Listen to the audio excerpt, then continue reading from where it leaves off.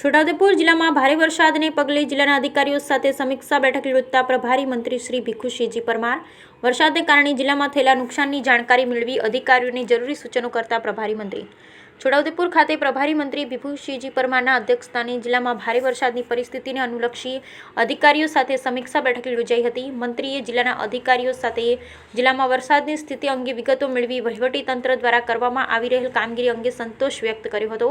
આ તકે મંત્રીએ જણાવ્યું હતું કે ભારે વરસાદ પડવા છતાં છોટાઉદેપુર જિલ્લામાં કોઈ મોટું નુકસાન થયું નથી।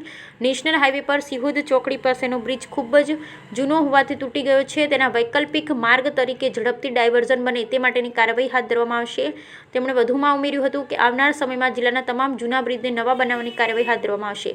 માર્ગ અને મકાન રાજ્ય માર્ગ અને મકાન પંચાયત નાયબ જિલ્લા વિકાસ અધિકારી નગરપાલિકા ચીફ ઓફિસર સહિતના અધિકારીઓએ મંત્રીના જિલ્લામાં વરસાદના કારણે થયેલા નુકસાનના માનવ મૃત્યુ પશુ મૃત્યુ સહિતની વિગતો આપી હતી। આ બેઠકમાં પ્રભારી મંત્રી સચિવ પ્રવીણ સોલંકી સાંસદ જસુભાઈ રાઠવા જિલ્લા પંચાયત પ્રમુખ શ્રીમતી મલકાબેન પટેલ ધારાસભ્ય રાજેન્દ્રસિંહ રાઠવા અભયસિંહ તડવી જિલ્લા કલેક્ટર અનિલ ધામેલિયા જિલ્લા વિકાસ અધિકારી સચિન કુમાર જિલ્લા પોલીસ અધિક્ષક ઇમ્તિયાઝ શેખ નિવાસી અધિક કલેક્ટર શૈલેષ ગોકલાણી પ્રાંત અધિકારી વિમલ બારોટ સહિત અમલીકરણના અધિકારીઓ ઉપસ્થિત રહ્યા। Bureau report Rehan Patel Chhota Udepur.